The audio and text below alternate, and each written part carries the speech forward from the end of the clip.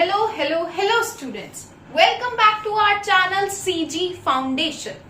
तो last chapter किया था हमने केमिस्ट्री का, एक क्यूट सा छोटा सा अच्छा सा इजी चैप्टर। उसके बाद मैंने सोचा लेट्स स्टार्ट विद बायोलॉजी।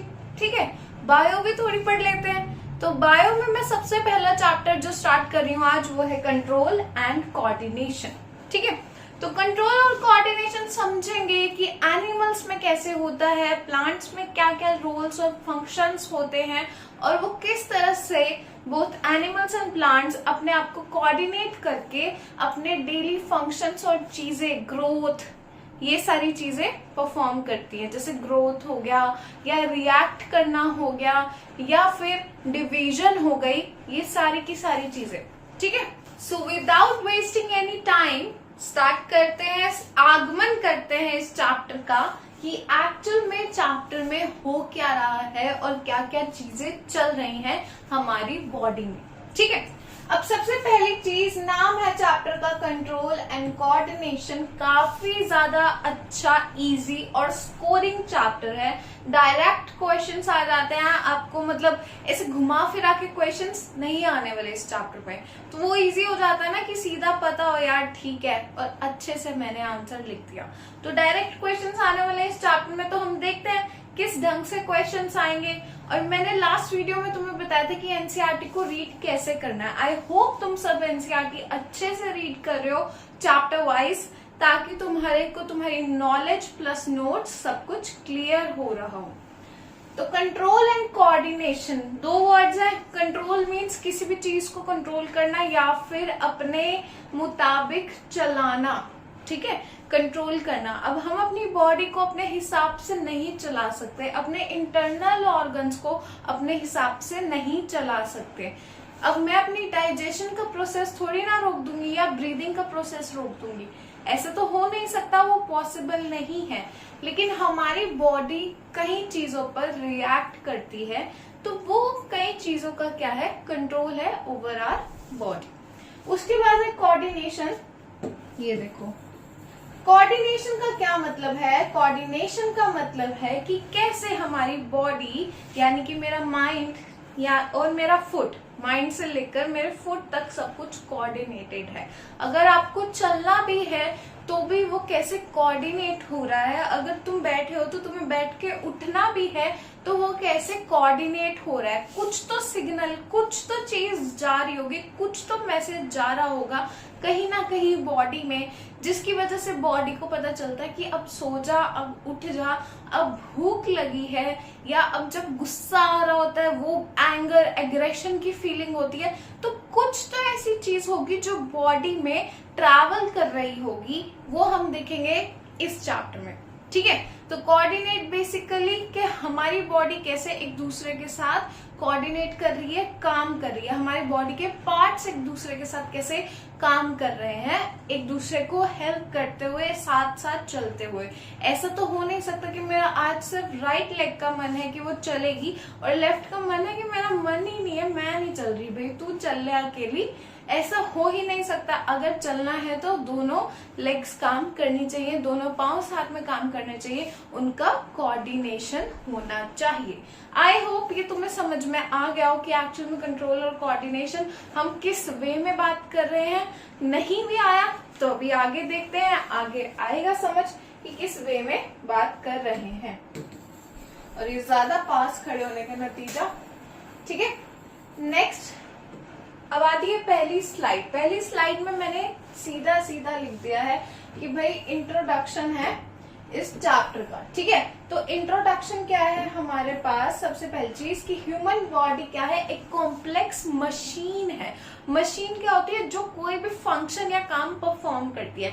हमारा सेलफोन हमारे लिए मशीन है, हमारी वॉशिंग मशीन है, जूसर, मिक्सर, ग्राइंडर, और वो सारी चीजें जो हमारे लिए कोई काम कर रही है, कोई फंक्शन परफॉर्म कर रही है, वो मशीन है। ठीक है, तो ह्यूमन बॉडी को भी हमने यहाँ कह दिया कि ह्यूमन बॉडी एक कॉम्प्लेक्स है, यानी कि इतने सारे ऑर्गन्स हैं, इतनी सारी नर्व्स नर्व्स, वेन्स, आर्टरीज, इतना कुछ है बॉडी में, तो बहुत ज्यादा कॉम्प्लेक्स है। ठीक है, उसके बाद क्या है, जो परफॉर्म करे tons of functions and processes, ताकि हम मेंटेन कर सके और सस्टेन कर सके अपनी लाइफ को, यानी कि लाइफ की मेंटेनेंस के लिए और लाइफ को जीने के लिए जो क्या है इम्पोर्टेंट है। ठीक है, इतनी कॉम्प्लेक्स ह्यूमन बॉडी है। उसके बाद सबसे पहली चीज यहाँ आ रही है हमारे पास मूवमेंट इन ऑर्गेनिजम्स। तो मूवमेंट क्या है, मूवमेंट का मतलब है ये, मैं मूवमेंट कर रही हूँ अभी, ठीक है, या ये, दिस इज मूवमेंट। ठीक है, दिस इज मूवमेंट। तो मूवमेंट क्या है, एबिलिटी एक ऑर्गेनिज्म की to move certain body parts is called movement. Movement का मतलब है कि आप सर्टेन बॉडी पार्ट को मूव कर पा रहे हो, आप चल रहे हो। ठीक है, आप चल रहे हो, दैट इज मूवमेंट।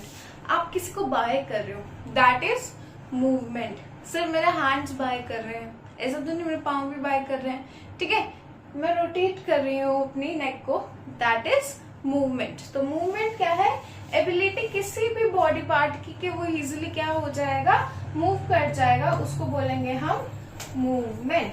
ठीक है, उसके बाद क्या है, जब हम, एक तो मूवमेंट आ गया हमारे पास, एक चीज याद रखने की स्टार्टिंग में। ठीक है, उसके बाद हमारे पास क्या है, लोकोमोशन। दो चीजें, चैप्टर का इंट्रो दे दिया मैंने, अभी बताया कंट्रोल कोऑर्डिनेशन क्या होता है। बॉडी एक कॉम्प्लेक्स हमारे पास मशीनरी है जिसमें बहुत सारा काम हो रहा है। उसके बाद दो चीजें सबसे पहले याद रखनी है कि मूवमेंट क्या होती है। तो मूवमेंट वो है जिसमें ऑर्गेनिज्म अपने किसी भी बॉडी पार्ट को मूव कर सकता है। ठीक है, हिला डुला सकता है बेसिकली। फिर उसके बाद क्या है, लोकोमोशन। तो लोकोमोशन में क्या है, जब हम one place to another place क्या करते हैं, मूवमेंट करते हैं। अगर मैं यहाँ खड़ी हूँ इस टाइम, अब मैं यहाँ आ गई, ठीक है, so this is my movement, this is my basically locomotion. Locomotion क्या है, जब आप अपना प्लेस, अपनी जगह चेंज कर दो, that is locomotion. And movement is movement of any body part. ठीक है बच्चों, तो यहाँ पे ये दो चीजें, इसको करते हैं हम रेड से। ठीक है, तो यहाँ पे ये दो चीजें क्या करनी है, याद रखनी है सबसे पहले कि मूवमेंट और लोकोमोशन का एक्चुअल में डिफरेंस क्या चल रहा है। उसके बाद आता है हमारे पास क्या, हमारे पास आती है एक चीज कि ऑर्गेनिजम्स रिस्पॉन्स करते हैं वेरियस काइंड ऑफ स्टिमुलाई पर। ठीक है, स्टिमुलाई क्या होता है, स्टिमुलस क्या होता है, आप इसको स्टिमुलस, स्टिमुलाई, आपको दोनों वर्ड्स आ सकते हैं। तो ये एक्चुअल में होता क्या है, यहाँ लिखा है कि stimuli like light, heat, nutrients, food, etc etceteras. तो अब क्या है हमारे पास, यानी कि स्टिमुलाई का मतलब समझो पहले। ठीक है, स्टिमुलाई मतलब सबसे पहले हीट लिखा, तो अगर बहुत ज्यादा गर्मी है, बहुत ज्यादा गर्मी है, ठीक है, टेम्परेचर 37, 38, 39, 40 डिग्री सेल्सियस पर पहुंच गया है और बॉडी से अब कंट्रोल नहीं हो रहा। ठीक है, बॉडी से अब वो हीट बर्दाश्त नहीं हो पा रही है, तो हम क्या करेंगे, पंखा ढूंढेंगे, हवा ढूंढेंगे, ठंडा पानी पियेंगे, बर्फ ढूंढेंगे, सोडा पियेंगे ठंडे वाला, या फिर एसी ढूंढेंगे। ठीक है, हम अपनी बॉडी को रिलैक्स फील कराने के लिए क्या करेंगे, ऐसा एनवायरनमेंट ढूंढने की कोशिश करेंगे जो क्या हो, हमारे लिए ठंडा हो। तो जो हीट पड़ी, जो वो टेम्परेचर बढ़ा, वो हमारे लिए था एक्सटर्नल स्टिमुलस, जिसकी वजह से हमारी बॉडी किसी भी तरह का चेंज शो करती है, उसको हम बोलते हैं स्टिमुलस। ठीक है, अब वो टेम्परेचर भी हो सकता है, वो लाइट भी हो सकती है, वो एक पिन भी हो सकती है। अगर आपको एक पिन चुभ जाए तो दर्द होगी ना, स्टिमुलस आया ना, तो तुम एकदम से अपना हाथ क्या करोगे, अगर लगी है तो उसको क्या करोगे, दबाओगे, उसको पट्टी करोगे। और अगर एक गरम तवा है, तुम्हें पता गरम है, तो क्या कोई भी जान पूछ के उस पर अपना हाथ रखने की कोशिश करेगा, कोई नहीं करेगा। क्यों नहीं करेगा, क्योंकि पता भी गर्म है तो जल जाओगे। अगर रख दिया और एकदम से हाथ मैंने हटा लिया, उसने मुझे क्या किया, स्टिमुलस किया, एक्सटर्नल स्टिमुलाई की वजह से मैंने अपने हाथ की मूवमेंट करी। ठीक है, तो स्टिमुलस की वजह से हमें लोकोमोशन या फिर मूवमेंट दोनों करने पड़ते हैं। ये रिलेट हो रहा है, रिलेट करके पढ़ोगे बायो तो इजी लगेगी। ठीक है, उसके बाद क्या है, ये सारी की सारी एक्टिविटीज एनिमल्स में क्या करती हैं, कंट्रोल और कोऑर्डिनेट करती हैं।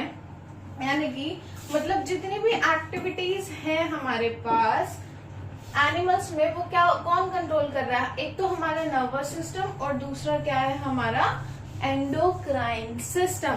तो नर्वस सिस्टम बेसिकली कंसिस्ट करता है हमारे पास अभी पीएनएस है, एएनएस है और सीएनएस है, यानी कि सेंट्रल नर्वस सिस्टम, पेरिफेरल और ऑटोनोमस नर्वस सिस्टम। वो भी हम आगे पढ़ेंगे, अभी बस ये एक लाइन है, अभी के लिए ये एक लाइन है। तो नर्वस सिस्टम और एंडोक्राइन जो हमारे पास सिस्टम है वो कंट्रोल कर रहा है क्या, हमारी सारी एनिमल्स में मूवमेंट्स को और पूरे के पूरे कोऑर्डिनेशन को। ठीक है, उसके बाद क्या, हार्मोन्स क्या होते हैं। वैसे ये टॉपिक यहाँ का नहीं है तो इसको हम बाद में देखेंगे कि हार्मोन्स क्या होते हैं। तो न्यूरॉन ही आ गया पहले, एक मिनट, हाँ यहां से करते हैं स्टार्ट। तो हमारे पास क्या है, सबसे पहली चीज है हमारे पास रिफ्लेक्स एक्शन। तो रिफ्लेक्स एक्शन होता क्या है, रिफ्लेक्स एक्शन क्या है, एक सडन इनवॉलेंटरी रिएक्शन है टुवर्ड्स एक्सटर्नल स्टिमुलाई या response to any stimuli basically. ठीक है, तो रिफ्लेक्स एक्शन क्या है, सडन है, इनवॉलेंटरी रिएक्शन है किसका, बॉडी का, इन रिस्पॉन्स टू स्टिमुलाई। अब स्टिमुलाई में तुम बता दिया, वो हीट हो सकती है, टेम्परेचर हो सकता है, कोल्ड हो सकता है, एक पिन हो सकती है, एक हॉट पैन हो सकता है, या फिर दिन रात किसी के लिए किसी भी तरह का स्टिमुलस हो सकता है जिसकी वजह से वो क्या करे, सडन रिएक्ट करे। सडन रिएक्शन मीन्स अगर नीचे एक पिन पड़ी थी, तुम्हें दिखी नहीं, तुमने उस पर पाँव रख दिया, तो तुम जोर से चिल्लाओगे ना कि ओ शिट या आउच लग गई अब तो। ठीक है, तो वो तुम्हारा क्या था, सडन रिएक्शन था, and that is involuntary. Voluntary और इनवॉलेंट्री का पहले मतलब समझे। ठीक है, वॉलेंट्री क्या होता है, जो अपनी मर्जी से हम कर सके, और इनवॉलेंट्री होता है जो हम अपनी मर्जी से ना कर सके। लाइक मेरा हार्ट बीट कर रहा है, तुम सबका भी हार्ट बीट कर रहा है, धक धक धक धक धक धक हो रही है, दैट इज इनवॉलेंट्री। मैं उसकी हार्ट बीट को कंट्रोल नहीं कर सकती हूँ। ठीक है, इनवॉलेंट्री क्या है, जो मैं अपनी मर्जी से कंट्रोल कर सकूं। ठीक है, तो रिफ्लेक्स एक्शन क्या है, एक बहुत ही सडन, ठीक है, इंस्टिंक्ट में होता है, बहुत ही सडन इनवॉलेंट्री रिएक्शन है किसका, बॉडी का, इन रिस्पॉन्स टू स्टिमुलस। अब स्टिमुलस हम पढ़ चुके हैं, अलग अलग टाइप्स का होता है स्टिमुलस। इंटरनल भी हो सकता है, एक्सटर्नल भी हो सकता है, जिसकी वजह से बस बॉडी क्या करे, रिएक्ट करे। That is our reflex action. अब ये क्या करता है, हेल्प करता है ऑर्गेनिजम्स को क्विकली अडेप्ट करने में किसी भी एडवर्स सर्कमस्टेंसेस में। इसका मतलब समझो बेटा इस लाइन का, क्या करता है रिफ्लेक्स एक्शन की, रिफ्लेक्स एक्शन मान लो एक्सटर्नल स्टिमुलस अब बहुत ज्यादा कोल्ड टेम्परेचर है, ठीक है, क्योंकि सर्दियां आने वाली है, तो बहुत ज्यादा एक्सट्रीम कोल्ड टेम्परेचर है। कोल्ड टेम्परेचर में क्या है हमारे पास, अब हमसे सर्दी बर्दाश्त नहीं हो रही, ठीक है, तो हम क्या करेंगे, हॉट कॉफी पियेंगे, चाय पियेंगे, बहुत सारे गर्म कपड़े डालेंगे, हीटर के पास बैठ जाएंगे। तो दैट इज व्हाट, क्या हमारा एक्सटर्नल स्टिमुलस, उस पर रिएक्ट किया हमारी बॉडी ने, या तो बुखार पकड़ गया या सर्दी जुकाम हो गया। तो रिएक्शन किसी भी तरह का हो सकता है, ठीक है, हमारी बॉडी किसी भी ढंग से रिएक्ट कर सकती है जो हमारे कंट्रोल में ना हो, और वो इंस्टेंट होता है, सडन होता है। ठीक है, उसके बाद क्या है, ये हेल्प करता है अडेप्ट करने में किसी भी सर्कमस्टेंस में, और क्या करता है, हमें पोटेंशियल, जो हमारी बॉडी की पोटेंशियल है उसको क्या करता है, हार्म और इवन डेथ भी हो जाती है। ठीक है, इसका इतना पोटेंशियल है कि इसकी वजह से बॉडी हार्म भी हो सकती है अगर रिफ्लेक्स एक्शन बहुत ज्यादा हमारा स्ट्रॉन्ग हो तो।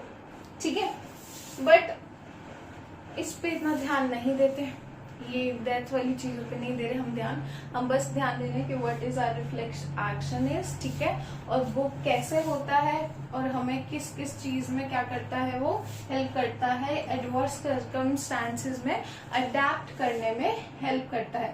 जैसे कि अगर हम अपना यहाँ पे एग्जाम्पल दिया है एक, अब एग्जाम्पल क्या है, pulling our hands away immediately after touching a hot और cold object is a classic example of reflex action. अगर बर्फ की वो बड़ी बड़ी बर्फ के ब्रिक्स होती हैं, अगर उस पर मैं अपना हाथ रख दूं तो मैं कितने टाइम ही अपना हाथ रख पाऊंगी, एकदम से हटा ही लूंगी थोड़े टाइम बाद, क्योंकि मेरे को पता चल जाएगा भाई मेरे हाथ से बर्दाश्त नहीं हो रहा। That is my reflex action. या बहुत ज्यादा गर्म चीज पे गलती से हाथ रख दिया तो भी मैं हटा लूंगी, that is my reflex action. तो ये दो क्लासिक एग्जाम्पल्स हैं किसके, मेरे पास रिफ्लेक्स एक्शन के। आपके पास डेफिनेशन है बच्चों, आपके पास एग्जाम्पल्स हैं, तो ये स्लाइड एक्चुअल में काम की तो है, ठीक है। उसके बाद आती है चीज रिफ्लेक्स आर्क। रिफ्लेक्स एक्शन के साथ साथ जुड़ी होती है रिफ्लेक्स आर्क, ठीक है। एक मिनट, एक क्वेश्चन करते हैं, ठीक है। बहुत बार एग्जाम में क्वेश्चन आता है, right difference between reflex action and involuntary action. तो रिफ्लेक्स एक्शन सबसे पहली चीज बहुत ज्यादा सडन होता है जिसको हम कंट्रोल नहीं कर पाते, और इनवॉलेंटरी एक्शंस इसका मतलब वो चल ही रहे हैं, जैसे कि एग्जाम्पल हो गया ब्रीदिंग हो गई, हार्ट बीट हो गई, वो चल ही रहे हैं, दैट इज नॉट सडन। अचानक से हार्ट बीट स्टार्ट नहीं हुई हमारी, ठीक है, या अचानक से हम ब्रीद नहीं कर रहे हैं, तो ये मेजर डिफरेंस है। प्लस आपके पास एग्जाम्पल्स हैं, ठीक है। Involuntary actions, heart beat, breathing, respiration, digestion, सारे प्रोसेसेस, एंड उसके बाद क्या है आपके पास रिफ्लेक्स एक्शन के यहाँ पे क्लासिक दो एग्जाम्पल्स हैं, ठीक है। अगर ये क्वेश्चन आता है तो तुम्हारे पास मतलब मैक्सिमम 2 मार्क्स में आएगा, 1 मार्क्स में आएगा, तो तुम्हारे पास 2 पॉइंट्स रेडी हैं ताकि तुम उसको इजिली अटेम्प्ट कर सको, अच्छे से लिख सको। तो नेक्स्ट टॉपिक है हमारे पास रिफ्लेक्स आर्क, ठीक है।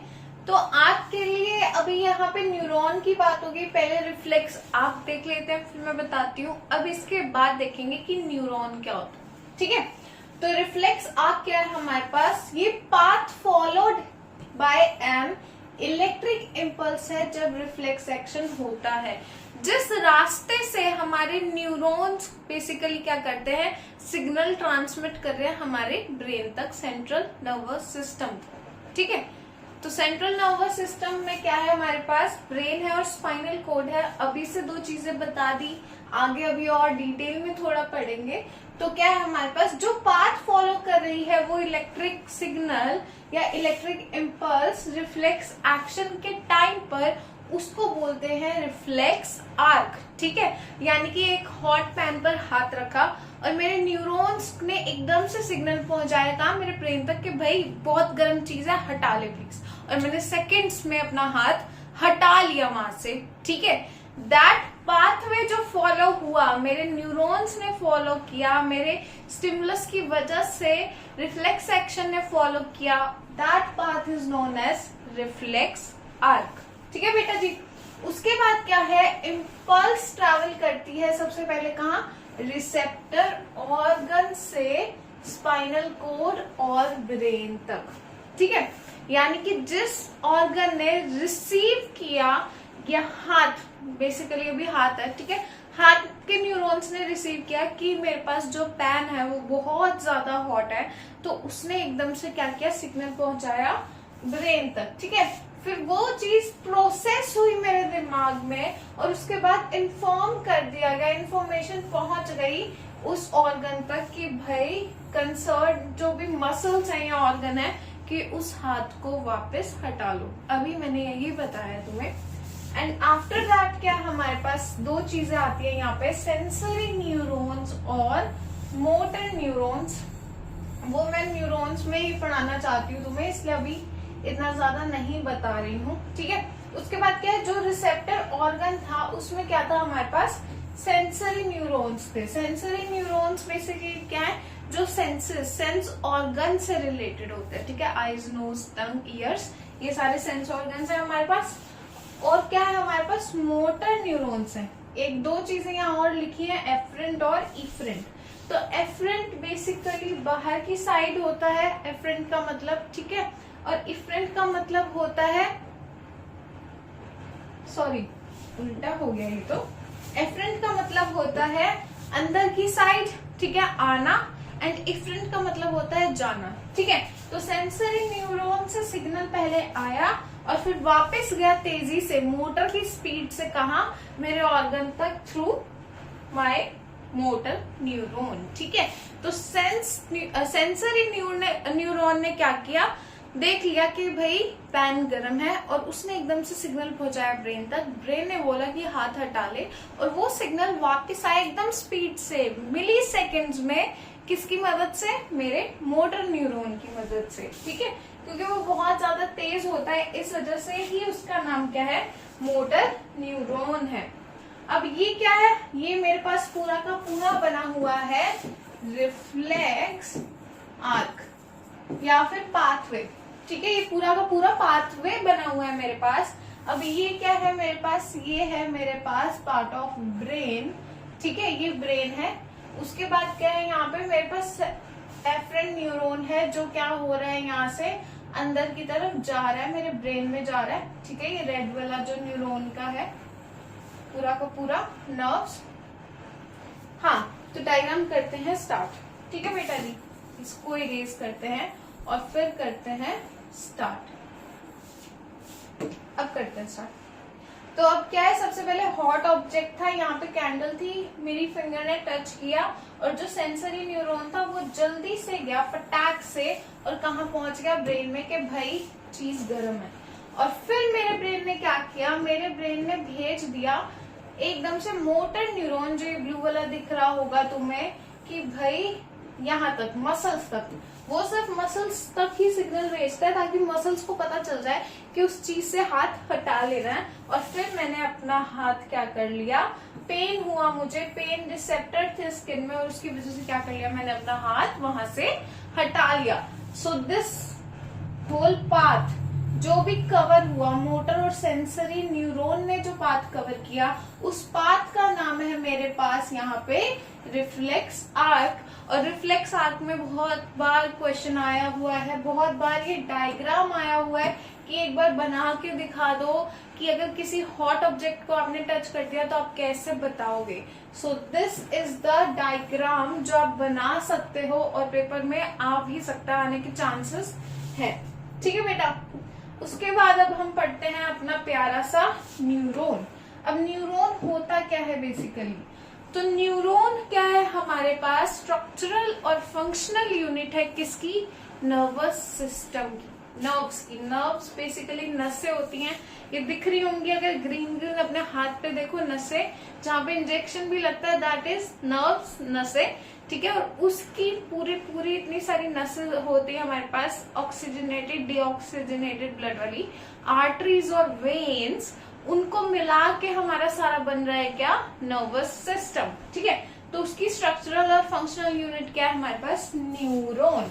अब न्यूरॉन दिखता कैसा है, न्यूरॉन ऐसा दिखता है बेटा, ठीक है, कैसा दिखता है, ऐसा दिखता है। और न्यूरॉन क्या है, लॉन्गेस्ट सेल है किसका, ह्यूमन बॉडी का, ठीक है बेटा। क्या है न्यूरॉन, लॉन्गेस्ट सेल है। 1 मार्क का क्वेश्चन हो गया यहाँ पे कि name one longest cell in our human body, तो क्या होगा, उसका आंसर है हमारा अपना न्यूरॉन, ठीक है। अब सेल है तो न्यूक्लियस तो होगा ही, सेल बायोलॉजी पढ़ी होगी अगर, तो सेल है तो न्यूक्लियस तो होगा ही। ये रहा हमारा प्यारा प्यारा न्यूक्लियस, इसको इसी कलर से बनाते हैं, ठीक है। हाँ जी, तो सेल है तो न्यूक्लियस तो होगा ही, ये रहा हमारा न्यूक्लियस। उसके बाद क्या है हमारे पास आती है ये पूरी की पूरी स्ट्रक्चर, जिसमें यहाँ पे हमारे पास छोटी छोटी डिवीजन हुई पड़ी है बॉडी में। ये पूरी क्या है, सेल बॉडी है, सेल की बॉडी है, और इसमें छोटी छोटी डिवीजन हुई पड़ी है रूट्स की तरह, उनको हम नाम देते हैं डेंड्राइट्स, ठीक है बेटा।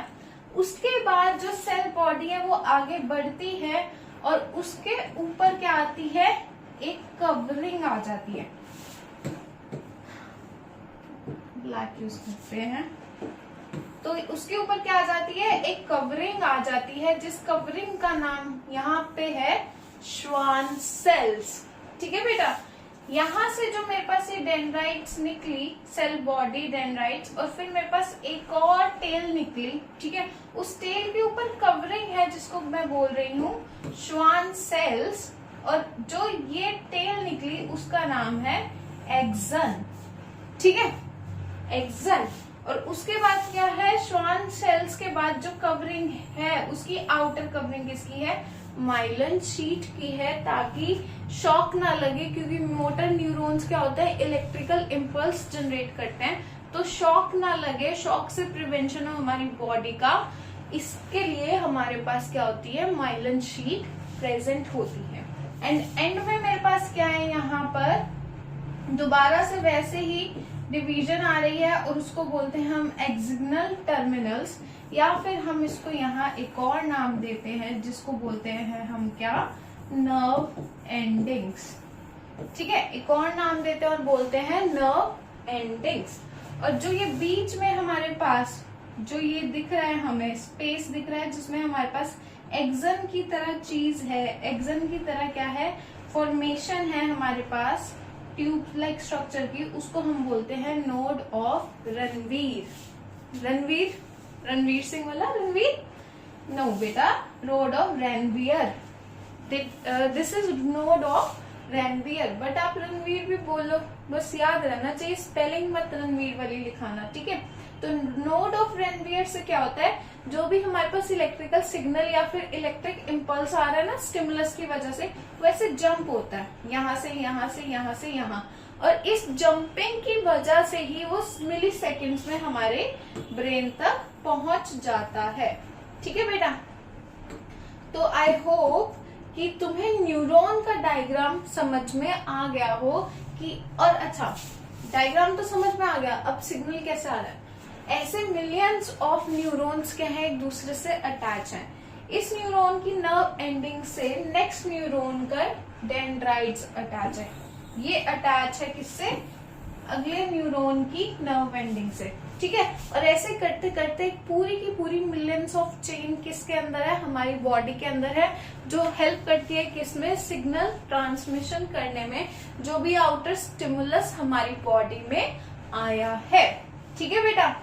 ऐसे होता है हमारा, और उसके बाद जैसे ही स्टिमुलस आया बॉडी में, क्या किया, डेंड्राइट्स ने सिग्नल लिया, पास थ्रू किया, कहाँ पे, नोड ऑफ रणवीर और एक्सन तक पहुंचा, एक्सन से नोड ऑफ रणवीर, और उसने क्या किया, जंप करना स्टार्ट किया, और फिर वो पहुंचा कहाँ पे, नर्व एंडिंग में, नर्व एंडिंग के पास क्या था, नेक्स्ट न्यूरॉन अटैच था, नेक्स्ट न्यूरॉन का डेंड्राइट अटैच था, और फिर क्या हुआ, वहां से सिग्नल ऐसे जंप करता हुआ क्या हो गया, पास हुआ, और उसकी वजह से क्या हुआ, हमारे ब्रेन ने क्या किया, इजीली उसको पता चल गया कि ठीक है क्या क्या चीजें हैं, और कोई अगर हॉट ऑब्जेक्ट है तो उससे क्या करना है, हाथ हटा लेना है, ठीक है बेटा। उसके बाद मैंने तुम्हें बताया था मोटर और सेंसरी न्यूरॉन्स, तो sensory neurons are present in our sense organs, ठीक है, जो सेंस कर लेते हैं हॉट कोल्ड टेम्परेचर को या किसी भी तरह के एक्सटर्नल स्टिमुलस को, जो पहले सेंस करते हैं। उसके बाद अब हमें पता है अगर डेंजर है, जान का खतरा है, या कोई और ऐसी चीज है जो हमें नुकसान पहुंचा सकती है, तो उसकी इंफॉर्मेशन तो हमारी बॉडी में, हमारे ब्रेन को जल्दी पहुंचानी है ना उस पर्टिकुलर बॉडी पार्ट तक, कि आप वहां पे मत जाओ या ये काम ना करो। तो इसलिए हमारे पास फिर होते हैं वापस इंफॉर्मेशन लाने के लिए हमारे ब्रेन से उस पर्टिकुलर बॉडी पार्ट तक मोटर न्यूरॉन्स, ठीक है। अब यहाँ पे न्यूरॉन के बारे में कुछ चीजें लिखी है, क्योंकि बहुत बार ऐसा हुआ पेपर में सिर्फ न्यूरॉन का डायग्राम ही नहीं आया है, न्यूरॉन का स्ट्रक्चर भी आया है, तो इम्पोर्टेंट है। न्यूरॉन क्या है, स्ट्रक्चरल और फंक्शनल यूनिट ऑफ लाइफ है किसकी, नर्वस सिस्टम की, मैं बता चुकी हूँ। फिर ईच न्यूरॉन में क्या होता है, 3 मेन पार्ट्स होते हैं। सबसे पहला मेन पार्ट है उसका डेंड्राइट, जो रिसीव करेगा इलेक्ट्रिक इम्पल्स को या फिर सिग्नल को, ठीक है। उसके बाद क्या है, साइटोन, सोमा या सेल बॉडी, तीनों एक ही चीजें हैं। सेल बॉडी कॉमन नेम है जो सब यूज करते हैं, तो तुम भी सेल बॉडी यूज कर लेना कि सेल बॉडी में क्या है हमारे पास, फिर एक्सन भी आ गया, उसके बाद हमारे पास नोड ऑफ रणवीर भी आ गया, है ना। उसके बाद क्या है, माइलिन शीट, सारे श्वान सेल्स भी आ गए। उसके बाद साथ साथ क्या है, एक्सन है। तो एक्सन बेसिकली क्या है, एक्सन के ऊपर ही हमारे पास श्वान सेल्स और माइलिन शीट लगी हुई है, और उसी की वजह से नोड ऑफ रेनवियर की फॉर्मेशन हो रही है। तो ये क्या है, हमारे पास 3 मेन पार्ट्स हैं किसके, न्यूरॉन के। डेंड्राइट क्या करता है, रिसीव करता है इम्पल्स फ्रॉम अदर न्यूरॉन्स, बाकी न्यूरॉन से रिसीव कर रहा है ना वो इम्पल्स। उसके बाद सोमा या सेल बॉडी क्या करता है, प्रोसेस करता है उस इम्पल्स को, ठीक है। और फिर एक्सन क्या करता है, ट्रांसमिट करता है इम्पल्स को, या तो दूसरे न्यूरॉन को करेगा या फिर किसको करेगा, मसल्स और ग्लैंड्स को, ठीक है। एक्सन क्या हो सकता है, या तो माइलिनेटेड हो सकता है या फिर नॉन माइलिनेटेड भी हो सकता है। ऐसा भी हो सकता है कि एक्सन के ऊपर माइलिन शीट प्रेजेंट हो, और ऐसा भी हो सकता है कई न्यूरॉन्स ऐसे हैं जिनके ऊपर माइलिन शीट एक्सन के ऊपर प्रेजेंट नहीं होती है, ठीक है। तो जो इम्पल्स ट्रांसफर होती है वो किस में होती है, फास्टर होती है माइलिनेटेड न्यूरॉन्स में। इसको किसी और कलर से थोड़ा हाईलाइट करते हैं। एक और क्वेश्चन बेटा 1 मार्क्स का, अगर पूछा जाए कि कौन से न्यूरॉन्स में या which type of neurons transmits the signal faster या ट्रांसमिट्स द इम्पल्स फास्टर, तो उसका आंसर क्या है, माइलिनेटेड, माइलिन शीट जिसमें प्रेजेंट होती है माइलिनेटेड न्यूरॉन्स, ठीक है। तो यहां तक हम पढ़ चुके हैं इंट्रोडक्शन ऑफ चैप्टर। उसके बाद हम पढ़ चुके हैं क्या, reflex section, reflex arc, neuron का स्ट्रक्चर, डायग्राम और उसका पूरा का पूरा थ्योरी। आई होप यहाँ तक तुम्हें बिल्कुल फंडा क्लियर हो गया हो कि हम क्या क्या चीजें समझ रहे हैं और बॉडी में क्या क्या चल रहा है, ठीक है बेटा। चलिए नेक्स्ट चीज है हमारे पास, अभी मैंने बताया था CNS PNS, तो क्या चल रहा था, ऐसी बोले जा रही थी मैं, तो क्या था वो, हमारे पास CNS PNS और ANS, ठीक है। हमारे पास अभी 3 तरह के नर्वस सिस्टम है। अब नर्वस सिस्टम में भी हमारे पास टाइप्स होते हैं बॉडी में। तो सबसे पहला है सेंट्रल नर्वस सिस्टम, ये मेन है हमारे पास, जिसको हम आज अच्छे से पढ़ेंगे। और PNS और ANS को जस्ट थोड़ा सा इंट्रो पढ़ेंगे, ये अभी नहीं आना है सिलेबस में। मेन हमारे पास क्या है, CNS, जो कि हमारा सेंट्रल नर्वस सिस्टम। तो सेंट्रल नर्वस सिस्टम का पार्ट बनाते हैं हमारा ब्रेन, यानी कि हमारा दिमाग और हमारी स्पाइनल कोड, ठीक है। That is part of our CNS, central nervous system. तो यही यहाँ पे लिखा है कि जो सेंट्रल नर्वस सिस्टम है वो मेड अप ऑफ किसका है, किसका बना हुआ है, ब्रेन का और हमारे स्पाइनल कोड का। और फिर उसके बाद यहाँ पर लिखे हैं different functions of our brain. तो एक बार देख लेते हैं हमारा ब्रेन कैसा दिखता है। हमारा ब्रेन दिखता है कुछ इस तरह का, ह्यूमन ब्रेन, ठीक है बच्चों। तो ह्यूमन ब्रेन में हमारे पास अभी समझो 3 मेन पार्ट्स हैं, ठीक है। सबसे पहला हमारे पास फोर ब्रेन, ठीक है। फोर ब्रेन फ्रंटल पार्ट है, फोरहेड बोलते हैं ना इसको, माथे को। तो this part is our forebrain, ठीक है। उसके बाद आता है हमारे पास मिड ब्रेन। मिड नाम से पता चल रहा है कि मिडल ब्रेन की बात हो रही है, that is our mid brain. तो this is our mid brain, okay बेटा। एंड देन वी हैव, यहाँ पे जो ये तुम्हारे पास होता है ना, बोलते हैं यहाँ पे मत मारो है, यहाँ नहीं मारना या सर पे नहीं मारना चाहिए।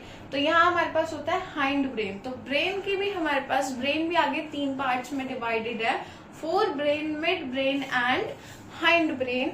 एंड फर्दर ये पार्ट्स भी आगे डिवाइडेड है, ठीक है।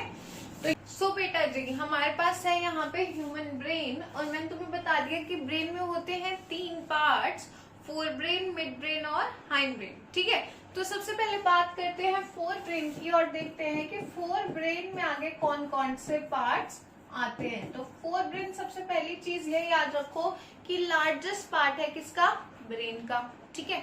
ये वाला पोर्शन क्या है, लार्जेस्ट है।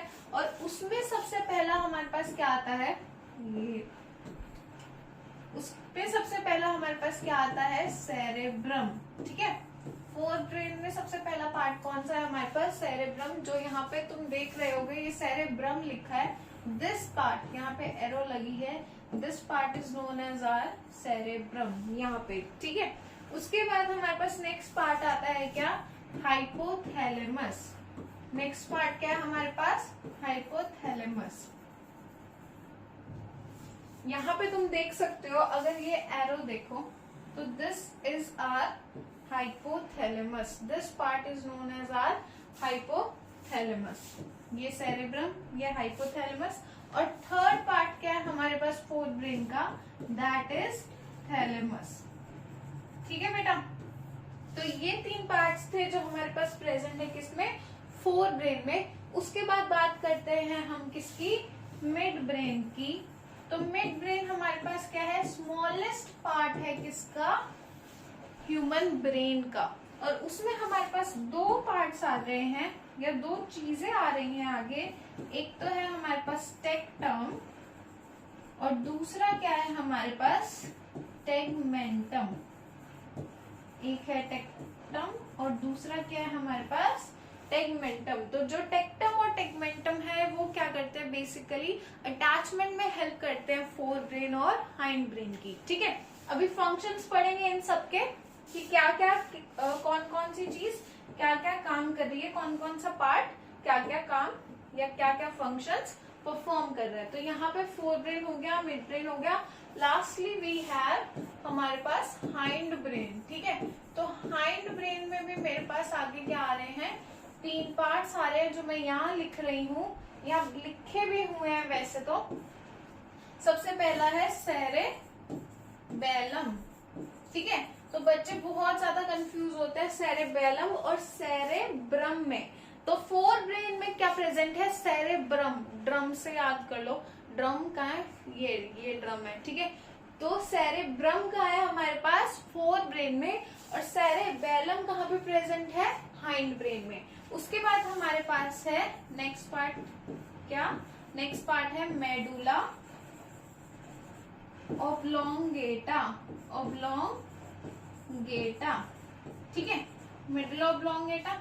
एंड थर्ड पार्ट हमारे पास क्या है, हाइंड ब्रेन का पोन्स। ठीक है बेटा जी, तो तीन पार्ट्स यहाँ है, तीन पार्ट्स फोर ब्रेन में और मिड ब्रेन स्मॉलेस्ट पार्ट है और उसमें सिर्फ पार्ट्स भी दो ही प्रेजेंट हैं। अब एक क्वेश्चन आता है ह्यूमन ब्रेन में से एक मार्क्स में कि भाई ये बताओ कि कौन सा ऐसा ब्रेन का पार्ट है जो लार्जेस्ट है। तो तुम बोलोगे फोर ब्रेन में सेरेब्रम क्या है, लार्जेस्ट पार्ट और लार्जेस्ट स्पेस कवर कर रहा है ह्यूमन ब्रेन का। ठीक है बेटा, तो पार्ट्स याद हो जाएंगे। फोर ब्रेन में सबसे पहला क्या है हमारे पास सेरेब्रम, उसके बाद क्या है हमारे पास हाइपोथैलेमस, उसके बाद क्या है हमारे पास थैलेमस। मिटा कर दोबारा लिखते हैं इसको। सबसे पहला था यहाँ पे सेरेब्रम, ठीक है, उसके बाद है मेरे पास यहाँ पे हाइपोथैलेमस, उसके बाद क्या है थैलेमस।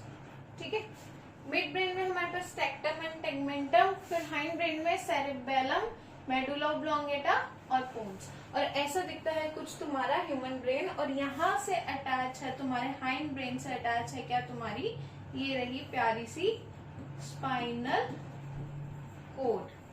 ठीक है, तो स्पाइनल कोड और human brain collectively, spinal cord और ह्यूमन ब्रेन काम करता है किसके लिए, तुम्हारे पूरे के पूरे नर्वस सिस्टम के लिए, central nervous system, main nervous system के लिए, ताकि सारे के सारे इम्पल्सेस वो क्या कर सके, ट्रैवल करा सके। तो ये सीएनएस हमने अभी पढ़ लिया कि क्या होता है।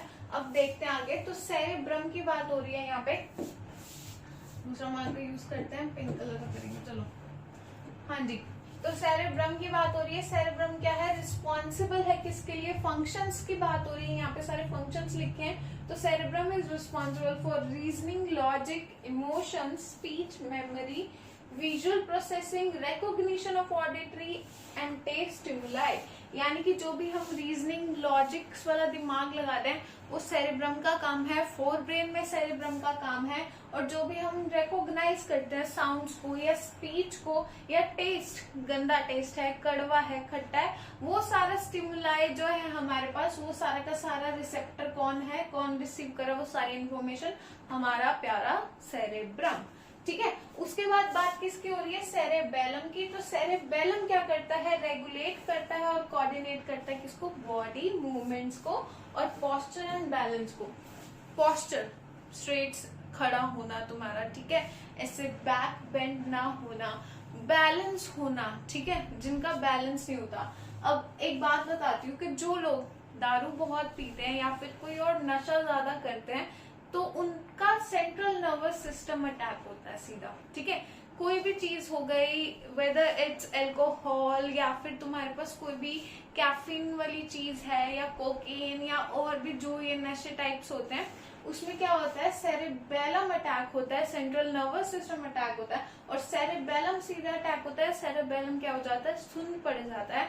और इस वजह से बोलते हैं ना शराबी ऐसे गिरते पड़ते हुए चलते हैं, रीजन यही है क्योंकि उनका सेरेबेलम अटैक हो रहा है ऐसी चीजों के लेने से। तो ये चीजें अच्छी नहीं है, नहीं लेनी, क्योंकि हमें अपना सेरेबेलम खराब नहीं करना, हमारा पोस्चर, बैलेंस, मूवमेंट्स सब कुछ खराब हो जाएगा, ठीक है। उसके बाद क्या है, पॉन्स, तो पॉन क्या करते हैं, सिग्नल्स को रिले करते हैं, मतलब हाइंड ब्रेन से लेके जाते हैं सिग्नल्स को फोर ब्रेन तक, ठीक है। मेडुला ऑब्लोंगेटा क्या करता है, कंट्रोल करता है सारे के सारे इनवोलेंट्री एक्शंस को। अब उनमें कौन कौन सा एक्शन आता है, वॉमिटिंग आना, छींक आना, यॉर्निंग, उबासी आना, हार्ट बीट, ब्रीदिंग या ब्लड प्रेशर, ये सारे के सारे इनवोलेंट्री एक्शंस को कौन कंट्रोल कर रहा है, हमारा मेडुला ऑब्लोंगेटा, ठीक है। उसके बाद मेडुला ऑब्लोंगेटा कंटिन्यू करता है स्पाइनल कॉर्ड पे की साइड भी, और वो क्या करता है, वर्टिब्रल कॉलम के थ्रू रन करता है, ठीक है। ये रहा मेडुला ऑब्लोंगेटा, ब्रेन में ही दिखाते हैं ना, ये रहा मेडुला ऑब्लोंगेटा, ये रहा मेडुला, ठीक है, दिस इज आवर मेडुला, यहाँ पे मेडुला पड़ रहा है तुम्हारा, ये मेडुला है। और मेडुला ही कंटिन्यू होके किसमें चेंज हो रहा है, वर्टिब्रल कॉलम के थ्रू स्पाइनल कॉर्ड में, ठीक है बेटा। ये था तुम्हारा क्या, मेडुला ऑब्लोंगेटा। उसके बाद अच्छा इसमें एक और क्वेश्चन आया हुआ है कि कौन सी ऐसी चीज है जो प्रोटेक्ट करती है तुम्हारे ब्रेन को प्लस तुम्हारी स्पाइनल कॉर्ड को, ठीक है। Protection of brain and spinal cord की बात हुई है, तो हमारे पास जो प्रोटेक्शन ऑफ ब्रेन की बात है, यहाँ पे मैंने स्पेशली लिखा था, गलत लिखा है, स्कल नहीं, प्रोटेक्शन ऑफ ब्रेन। तो प्रोटेक्शन ऑफ ब्रेन कौन करता है, स्कल करता है, ठीक है। प्रोटेक्शन ऑफ ब्रेन कौन कर रहा है हमारे पास, स्कल कर रहा है। स्कल क्या है हमारे पास, खोपड़ी, जो तुम खोपड़ी देखते हो ना कहीं ऐसे डरावनी टीवी सीरियल्स में, या फिर तुमने देखी होगी अपनी लैब में, तो उसमें क्या है, खोपड़ी, उसको हम बोल रहे हैं स्कल, ठीक है। स्कल क्या करता है, हमारी प्रोटेक्शन ऑफ ब्रेन करता है। और प्लस हमारे पास प्रेजेंट होती है एक फ्लूइड हमारे ब्रेन और स्कल के बीच में, जिसका नाम होता है सेरिब्रोस्पाइनल फ्लूइड, ठीक है। वो जो फ्लूइड होती है वो शॉक से बचाती है किसको, हमारे प्यारे सॉफ्ट से ब्रेन को, ठीक है।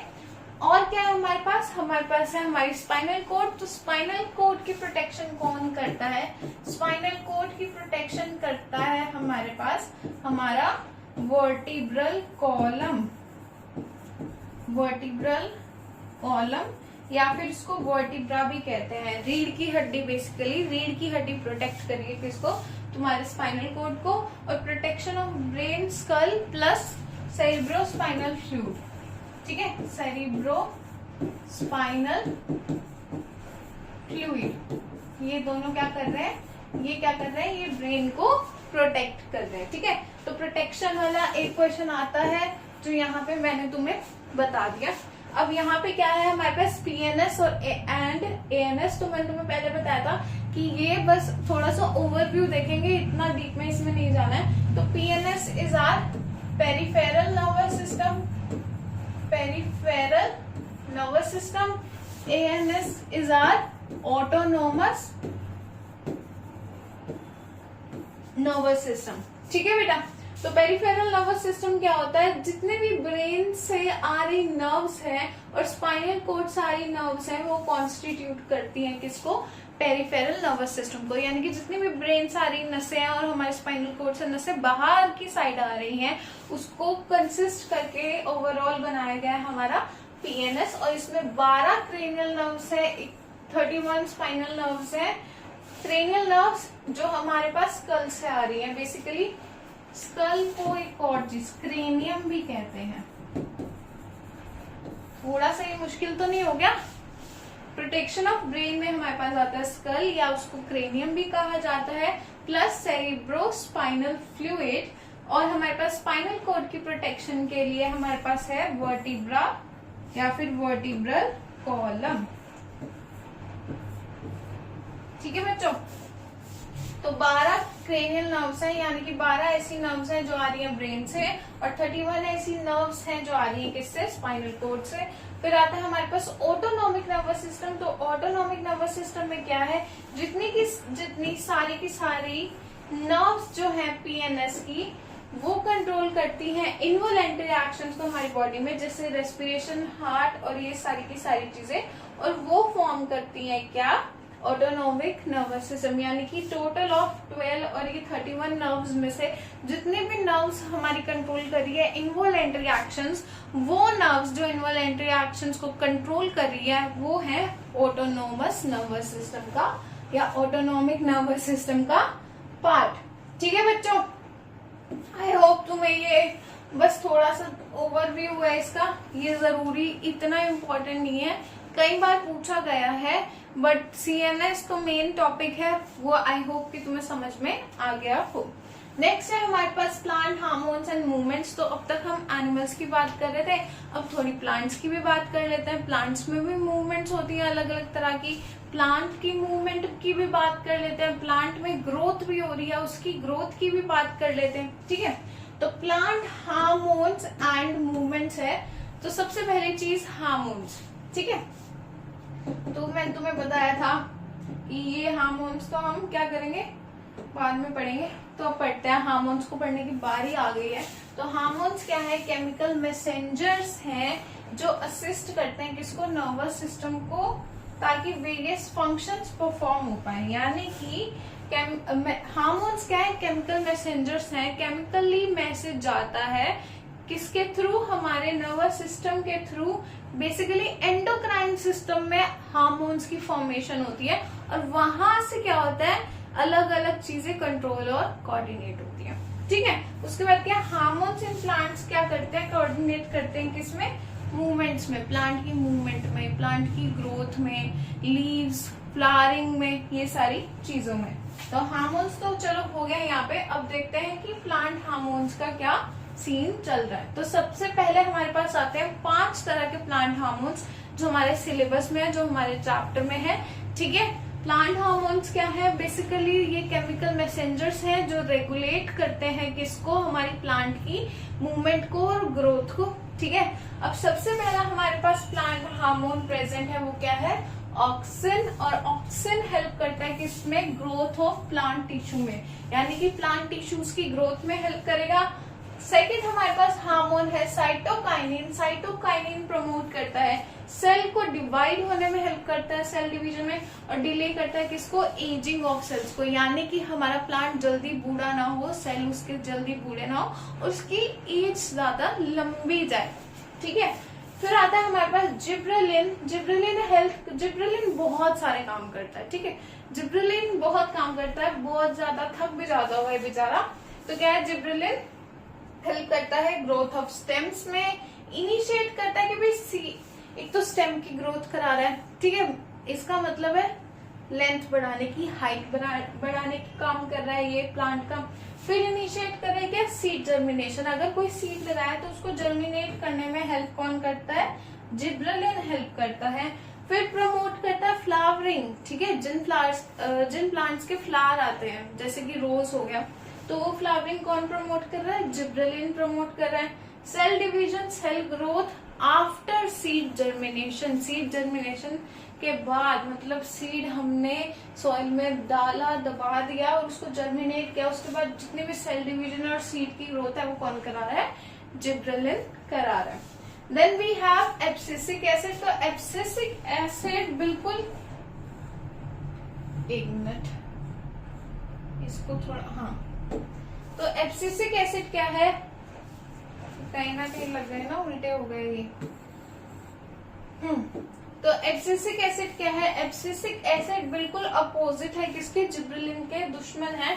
तो ये क्या करेगा, इनहिबिट करेगा ग्रोथ को, यानी कि रोक देगा ग्रोथ को, और विल्टिंग कर देगा लीव्स की, यानी कि जो पतझड़ का मौसम आता है, लीव्स अपने समय से पहले जल्दी गिरना शुरू कर देती हैं पेड़ों से, विल्टिंग उसको ही कहते हैं, ठीक है। तो किसकी वजह से हो रहा है हमारे पास, एब्सिसिक एसिड की वजह से हो रहा है। फिर वो प्रमोट करता है dormancy of birds and seeds, यानी कि जो सीड्स और बर्ड्स है ना, बर्ड्स नॉट बर्ड्स, बर्ड्स और सीड्स क्या हैं, वो क्या हो, जल्दी फ्लावर में चेंज ना हो या चेंज ही ना हो, ठीक है, कोई भी केस हो सकता है। And then we have last hormone जिसको बोलते हैं इथिलीन या फिर इथाइलिन, जैसा भी प्रोनाउंस करना चाहो आप कर सकते हो, ठीक है। तो ये इकलौता ऐसा हार्मोन है जो क्या है, गैसियस हार्मोन है, जो कॉज करता है किसको, राइपनिंग ऑफ फ्रूट्स को, यानी कि फ्रूट्स को पकाने का काम करता है। अगर कोई पका हुआ फ्रूट आप साथ रख दो किसी कच्चे फ्रूट के, तो वो भी जल्दी क्या हो जाएगा, पक जाएगा, because of presence of ethylene. जो पका हुआ फ्रूट होता है वो रिलीज करता है इस इथाइलिन को, यानी कि गैसियस फॉर्म में। तो जो कच्चा फ्रूट था वो क्या कर लेता है, उसको इनटेक करता है और वो भी पक जाता है, राइपन हो जाता है, ठीक है। तो ये सारे थे 5 तरह के प्लांट हार्मोन्स और उनके फंक्शंस। बहुत मैक्सिमम बार प्लांट हार्मोन्स में क्वेश्चन आया ही आया है, ठीक है। तो अच्छे से ये टॉपिक तो पढ़ ही लेना। उसके बाद एक और क्वेश्चन आता है कि ऐसा कौन सा हार्मोन है जो प्रेजेंट होता है हमारे पास प्लांट्स के शूट टिप पर, ठीक है, या शूट की बेंडिंग में हेल्प करता है। जैसे ये हमारे पास क्या है, इसको दूसरे कलर से बनाती हूँ तो शायद थोड़ा और सही दिखे, दिख जाएगा ये इस कलर से, देखते हैं। हाँ जी, तो क्या है, जैसे हमारे पास क्या है, ये प्लांट की टिप है, ठीक है, ये रहा मेरे पास एक प्लांट और ये क्या है मेरे पास, टिप है, ठीक है, ये प्लांट की टिप, ये रही ना टिप। तो ये टिप क्या है हमारे पास, जो प्लांट कई बार तुमने देखा होगा बेंड हो जाता है, ठीक है, बेंड क्यों होता है और ऐसी कौन सी चीज प्रेजेंट होती है इस प्लांट की टिप पे जिसकी वजह से बेंड होता है, बहुत बार क्वेश्चन आया। तो वो हार्मोन कौन सा है, वो है हमारे पास ऑक्सिन। तो ऑक्सिन क्या करता है, ऑक्सिन जब लाइट होती है ना तो वो कोशिश करता है कि लाइट की साइड ना जाए, ठीक है, और वो प्लांट की टिप को ही रोटेट करने की या बेंड करने की कोशिश करता है। अगर सूरज की रोशनी इस साइड से पड़ रही है, ठीक है, ये सूरज है, सूरज की रोशनी इस साइड से पड़ रही है, तो ये यहाँ पे रोशनी पड़ी तो ये सोचेगा, ये देखो, तो ये क्या करेगा, ये बेंड कर देगा प्लांट की टिप को इस साइड पर और यहाँ पे ऑक्सीजन रिलीज होना स्टार्ट हो जाएगा, कहाँ पर, शूट टिप पर, और ग्रोथ करेगा किसमें, बेसिकली प्लांट टिश्यूज में। तो ये क्वेश्चन बहुत बार आया हुआ है, ठीक है। तो ऑक्सीजन है इसका आंसर, याद रखना बच्चों। सो बच्चों, next we have growth independent movements. ऐसी मूवमेंट्स जो ग्रोथ इंडिपेंडेंट होती हैं, यानी कि जो डिपेंडेंट नहीं होती ग्रोथ पर, ठीक है। अभी देखते क्या है, तो movements which are not growth related, ऐसे मूवमेंट्स जिनसे ग्रोथ का कोई लेना देना नहीं है, वो क्या है, ग्रोथ इंडिपेंडेंट मूवमेंट्स है, और उनको हम क्या कहते हैं, nastic movements. Movements which are not growth से रिलेटेड नहीं है जो मूवमेंट्स, उनका नाम है नेस्टिक मूवमेंट्स। और ऐसी मूवमेंट्स होती है किस वजह से, एनवायरमेंटल स्टिमुलाई की वजह से, और जो रिस्पॉन्स होता है डायरेक्शन का वो डिपेंड नहीं करता है डायरेक्शन ऑफ स्टिमुलस पे, ठीक है। यानी कि अगर किसी और डायरेक्शन से रिस्पॉन्स आ रहा है, जैसे कि ऑक्सीजन का वो मैंने तुम्हें अभी दिखाया यहाँ पे, तो ऑक्सीजन का और टिप बेंड होने का प्लांट का, तो क्या है, यहाँ से रिस्पॉन्स आ रहा है, ये स्टिमुलस बाहर से, सन तो इस साइड से आ रहा है, बट जो डायरेक्शन है वो चेंज हो गई किसकी, हमारे पास प्लांट की, अपोजिट डायरेक्शन, ठीक है। तो ये डिपेंड नहीं करता है कि जरूरी नहीं है जिस डायरेक्शन से स्टिमुलस आए उसी डायरेक्शन से ग्रोथ हो या उसी डायरेक्शन से चेंज हो हमारे पास प्लांट में, ठीक है। हम तो यहाँ पे बात करें वो मोमेंट्स की जो ग्रोथ से रिलेटेड है ही नहीं। तो यहाँ पे एग्जाम्पल है एक हमारे पास, किस चीज का है, मिमोसा पुडिका, या फिर इसको बोलते हैं हम टच मी नॉट प्लांट। यहाँ पे पिक्चर भी है। तो टच मी नॉट प्लांट में क्या होता है हमारे पास, जब भी हम इसको टच करते हैं तो ये इसकी लीव्स बंद हो जाती है, ठीक है। इसको टच किया, इसकी लीव्स बंद हो गई, तो ऐसी मूवमेंट्स क्या है हमारे पास, थिग्मोनेस्टिक मूवमेंट्स हैं, यानी कि ग्रोथ में कुछ फर्क नहीं पड़ा, movement in response to touch. तो थिग्मो का मतलब है ऐसी मूवमेंट्स होना जो टच के रिस्पॉन्स में हो। ग्रोथ नहीं हुई प्लांट की, लेकिन उसने रिस्पॉन्स दिया और उसने अपनी लीव्स को क्या कर लिया, क्लोज कर लिया, ठीक है। तो मूवमेंट होगी, ऐसी मूवमेंट्स क्या है, ग्रोथ इंडिपेंडेंट मूवमेंट्स हुआ है जिनमें मूवमेंट हो रही है, लेकिन किसकी वजह से हो रही है, एक एक्सटर्नल स्टिमुलाई या एनवायरमेंट के स्टिमुलाई की वजह से हो रही है, लेकिन डायरेक्शन मतलब ग्रोथ में कोई असर नहीं पड़ रहा है, ग्रोथ नहीं हो रही है। ग्रोथ को छोड़ के यहाँ पे मूवमेंट हो रही है, ठीक है। नेक्स्ट हमारे पास है growth related movements in plants, यानी कि ऐसी मूवमेंट्स जिनकी वजह से प्लांट्स में ग्रोथ होती है, ठीक है, या फिर ग्रोथ के डायरेक्शन ऑफ ग्रोथ में फर्क पड़ता है। तो ऐसी movements which are growth related उनको बोलते हैं ट्रॉपिक मूवमेंट्स। तो ये क्वेश्चन आया हुआ है, differentiate between nastic movements and tropic movements. तो ट्रॉपिक मूवमेंट्स क्या है, विच आर ग्रोथ रिलेटेड, ठीक है, and nastic movements which are not related to growth, और उसमें डायरेक्शन और स्टिमुलस सेम हो ये जरूरी नहीं है, ठीक है। उसके बाद क्या है, ये मूवमेंट अकर होती है in response to environmental stimuli, same वो मूवमेंट्स भी अकर होती है इन रिस्पॉन्स टू, यानी कि नास्टिक मूवमेंट्स भी अकर होती है in response to environmental stimuli, ठीक है बेटा।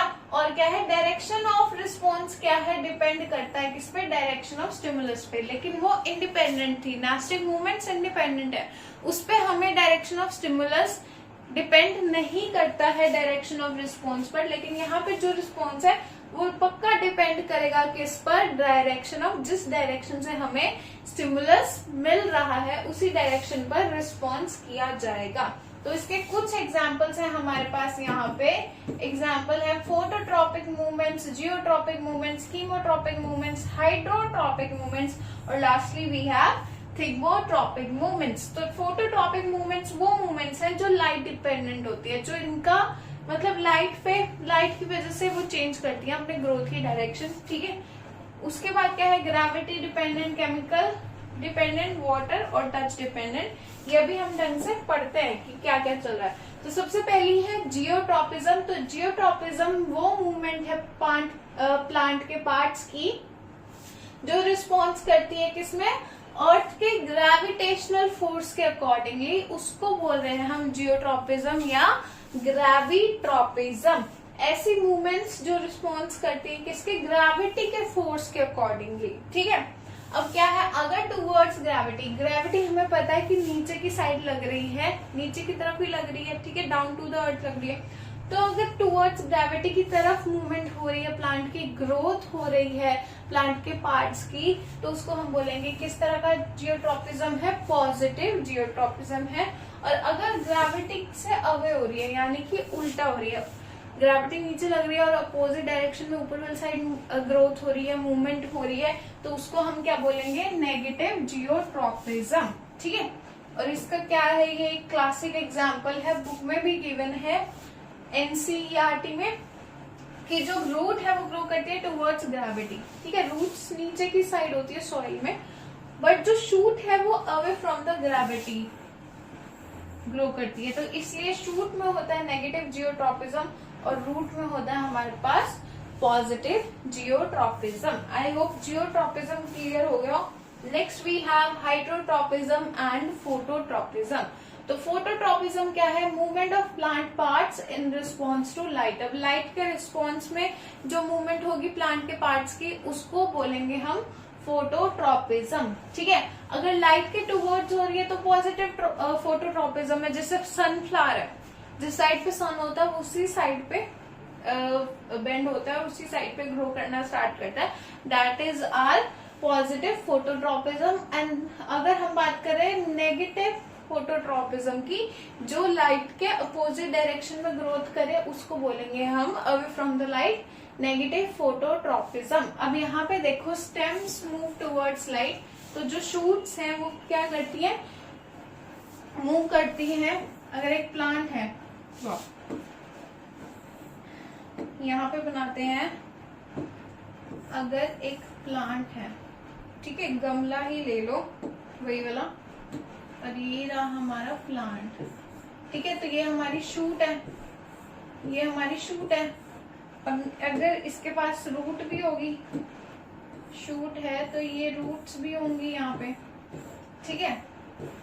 तो हमारे पास जो शूट की ग्रोथ हो रही है वो किसकी साइड होती है, लाइट की साइड होती है। और रूट की जो ग्रोथ है वो वहां पे लाइट वहां तक नहीं पहुंच पाती, तो वहां शो कैसी फोटोट्रॉपिज्म हो रही है, वहां पे होती है negative phototropism. Next is our hydrotropism. तो हाइड्रोट्रॉपिज्म में क्या है, movement of plant parts in response to water और मॉइस्चर। वाटर या मॉइस्चर के रिस्पॉन्स में प्लांट पार्ट्स की मूवमेंट को कहते हैं हम हाइड्रोट्रॉपिज्म। अगर वाटर के टुवर्ड्स हो रही है तो पॉजिटिव है, अवे फ्रॉम द वाटर हो रही है तो नेगेटिव है, ठीक है। अब क्या है, रूट मूवमेंट किसकी साइड होती है, जहां पे पानी होता है, रूट्स में पानी डालते हैं ना, तो रूट की मूवमेंट किसकी साइड होती है, पानी की साइड होती है, इसलिए उसको बोलते हैं पॉजिटिव हाइड्रोट्रॉपिज्म, ठीक है। एग्जाम्पल गिवन है। नेक्स्ट पढ़ते हैं हम किस तरह का। Next we have chemotropism and thigmotropism. तो कीमोट्रॉपिज्म क्या है, movement of plant parts in response to chemical stimuli is known as chemotropism. अब अगर जिस साइड पर केमिकल रिलीज हुआ उसी साइड पर ग्रोथ हो रही है तो उसको बोलेंगे हम पॉजिटिव कीमोट्रॉपिज्म। और अवे फ्रॉम केमिकल्स पे बात करेंगे हम नेगेटिव कीमोट्रॉपिज्म। अगर जिस साइड पर हमारे पास किसी भी पर्टिकुलर प्लांट पार्ट पे हमारे पास, याद कर लो ऑक्सीजन वाला केस, ठीक है, ऑक्सीजन वाला केस याद कर लो प्लांट के बेंडिंग का। अगर जिस साइड पर रिलीज हो रहा है हार्मोन और उस साइड पर ग्रोथ नहीं हो रही है उसको बोलेंगे हम क्या, नेगेटिव कीमोट्रॉपिज्म। यहाँ पर एक क्लासिक एग्जांपल है, बहुत बार आया हुआ है। तो growth of pollen tube towards ovule is positive chemotropism, क्योंकि पोलन ट्यूब और ओव्यूल के बीच क्या होता है, एक तरह का अट्रैक्शन होता है, हार्मोन्स रिलीज होते हैं, इसलिए जो पोलन ट्यूब की ग्रोथ है वो किसके टुवर्ड्स होती है, ओव्यूल के टुवर्ड्स होती है। ये रहा ओव्यूल और ये रही हमारी प्यारी यहाँ पे पोलन ट्यूब, ठीक है। तो इसकी ग्रोथ किसके टुवर्ड्स हो रही है, ओव्यूल के टुवर्ड्स हो रही है, और इसी के लिए इसको हम कह रहे हैं क्या, ये एक तरह का कैसा ट्रॉपिज्म है, पॉजिटिव कीमोट्रॉपिज्म है, ठीक है। Lastly we have thigmotropism. तो थिग्मोट्रॉपिज्म में हमारे पास क्या है, movement of plant parts in response to touch. जिस साइड पर टच हुआ उस साइड पर चेंज आया, मूवमेंट हुई, ग्रोथ हुई, तो टुवर्ड्स टच पॉजिटिव थिग्मोट्रॉपिज्म और away from the touch negative thigmotropism. अब movement of tendrils around the support is positive phototropism. Tendrils क्या होता है, अगर तुमने मनी प्लांट देखा हो, ठीक है, तो मनी प्लांट को क्या चाहिए होता है, एक सपोर्ट चाहिए होता है। अब ये रहा मेरा गमला, ये रहा मेरा सपोर्ट, ऐसे ऐसे करके मेरा मनी प्लांट लिपट गया इससे, ठीक है। तो जिस साइड पे उसको सपोर्ट मिला वो उसी साइड पे ग्रो होना स्टार्ट हो जाता है, तो उस तरह की ग्रोथ को हम कहते हैं क्या, पॉजिटिव थिग्मोट्रॉपिज्म। यहाँ तक मूवमेंट्स क्लियर हो गई हो, प्लांट मूवमेंट्स, मैं आशा करती हूँ। अब थोड़ा सा चैप्टर रह गया, मतलब थोड़ा सा पोर्शन रह गया। आई होप इतना सैचुरेशन पॉइंट ना आया हो तुम्हारा और तुम्हें ये चैप्टर काफी इजी लग रहा हो, क्योंकि इतना कुछ डिफिकल्ट नहीं है, बस चीजें समझने वाली हैं। एक बार अच्छे से समझ लोगे तो टिप्स पे याद हो जाएगा, ठीक है, रट्टा मारने की भी जरूरत नहीं है। Next we have endocrine system. अब एंडोक्राइन सिस्टम, हार्मोन्स की बात हो रही है तो एनिमल्स में भी हार्मोन्स की बात हम कर ही लेते हैं, ठीक है बेटा। तो एंडोक्राइन सिस्टम में हमारे पास दो चीजें आती हैं, एक्सोक्राइन ग्लैंड्स और एंडोक्राइन ग्लैंड्स, ठीक है। पहले तो दो तरह के ग्लैंड्स आते हैं, सबसे पहले एक्सोक्राइन एंड देन एंडोक्राइन। तो एक्सोक्राइन ग्लैंड्स क्या होता है, एक्सोक्राइन ग्लैंड्स वो होते हैं जो डायरेक्टली डिस्चार्ज करते हैं सिक्रीशंस को, किसमें, by the means of ducts which are open into epithelial surfaces, यानी कि डक्ट्स या ट्यूब्स का यूज किया जाता है। और एंडोक्राइन वो होते हैं जो डक्टलेस होते हैं, जिसमें कोई ट्यूब्स या ऐसे सिक्रीशंस नहीं होते, और वो डायरेक्टली सिक्रीट करते हैं हार्मोन्स को इनटू आवर ब्लड स्ट्रीम, सीधा ब्लड में ही सिक्रीट करता है, ठीक है। तो एक्सोक्राइन जिनमें डक्ट्स प्रेजेंट होती है, एंडोक्राइन जिनमें डक्टलेस होते हैं, डक्ट्स प्रेजेंट नहीं होती, ट्यूब प्रेजेंट नहीं होती। तो डायरेक्ट सिक्रीशन किसमें हो रहा है हमारे पास, चाहे वो केमिकल हार्मोन्स की बात हो रही हो, हार्मोन्स की ही हो रही है वैसे, ब्लड स्ट्रीम में डायरेक्ट सिक्रीशन हो रहा है, ठीक है। अब हमारे पास एंडोक्राइन सिस्टम, मेल और फीमेल में अलग अलग ग्लैंड्स प्रेजेंट होते हैं, ठीक है। ये फीमेल, ये ना मेल, देखते हैं। हाँ जी, मेल फीमेल, ठीक है। तो सबसे पहले हमारे पास क्या है, यहाँ पे ब्रेन में है हमारे पास पीनियल ग्लैंड, तुम्हें दिखे, हाँ नहीं, हाँ, ब्रेन में है पीनियल ग्लैंड। फिर हमारे पास आ रहा है पिट्यूटरी ग्लैंड एंड हाइपोथैलेमस, ठीक है, ब्रेन से थोड़ी सी यहाँ पे नीचे वाली साइड। उसके बाद है हमारे पास यहाँ गले में थायराइड एंड पैराथायराइड ग्लैंड। फिर मेरे पास है यहाँ पे बिल्कुल चेस्ट के मिडल में, ठीक है, लंग्स के बीच में थाइमस। फिर मेरे पास आती है क्या, यहाँ पर पेनक्रियास। फिर यहाँ पे किडनी के ऊपर एक लगा हुआ है ग्लैंड, ये ग्लैंड किडनी के ऊपर येलो कलर का यहाँ देख सकते हो, वो है adrenal gland. And then we have males में टेस्टिकल्स होते हैं, ठीक है, टेस्टिस प्रेजेंट होती हैं। और सेम यही सारे के सारे ग्लैंड्स है फीमेल्स में प्रेजेंट, बट लास्टली गोनाड्स में डिफरेंस होता है। यहाँ पे टेस्टिस प्रेजेंट है मेल में, ठीक है, फीमेल्स में हमारे पास ओवरीज प्रेजेंट होती हैं। बस इतना फर्क है मेल और फीमेल के ग्लैंड्स में, हार्मोन्स जिनसे सिक्रीट होते हैं। अब देखते हैं कि क्या क्या फंक्शंस है किस किस ग्लैंड के। सबसे पहला है मेरे पास पैराथायरॉइड ग्लैंड। तो पैराथायरॉइड ग्लैंड कैसा है, जो प्रोड्यूस करता है पैराथायरॉइड हार्मोन को, जो रेगुलेट करता है किसको, कैल्शियम आयंस को इन आर ब्लड। तो जो भी कैल्शियम का अमाउंट है, कैल्शियम के आयंस है हमारे ब्लड में, उसका रेगुलेशन का काम कौन करता है, हमारा पैराथायरॉइड ग्लैंड। फिर उसके बाद जो पैराथायरॉइड क्या है, वो रेगुलेट करता है कैल्शियम लेवल को, ताकि हमारी जो बोन है उसमें ब्रेकेज ना हो, कैल्सिनेशन मतलब ऐसा ना हो कि ब्रेकेज ना हो, और ऐसा भी ना हो कि कमी आ जाए कैल्शियम की, ठीक है। तो regulation of calcium basically parathyroid hormone कर रहा है, पैराथायरॉइड कर रहा है। उसके बाद आता है नेक्स्ट थाइमस। तो थाइमस क्या करता है हमारे पास, थाइमस बेसिकली इतना सारा देखने की जरूरत नहीं, यहाँ से देखो तो क्या होता है हमारे पास थाइमस, एक तो ये चीज, ठीक है, और क्या करता है ये टी लिम्फोसाइट्स। तो थाइमस प्रोड्यूस करता है हमारे पास टी लिम्फोसाइट्स, जिसकी वजह से क्या मिलती है हमको, बॉडी में इम्यूनिटी मिलती है और एंटीबॉडीज प्रोड्यूस होती है, ठीक है। एंटीबॉडीज क्या होता है, कोई भी इन्फेक्शन, वायरस, बैक्टीरिया हमारी बॉडी के अंदर आता है, तो उनसे लड़ने के लिए हमें इम्यूनिटी चाहिए, एंटीबॉडीज चाहिए, वो प्रोड्यूस करता है हमारा थाइमस। और किस तरीके से करता है, टी लिम्फोसाइट्स के तरीके से कर रहा है, ठीक है।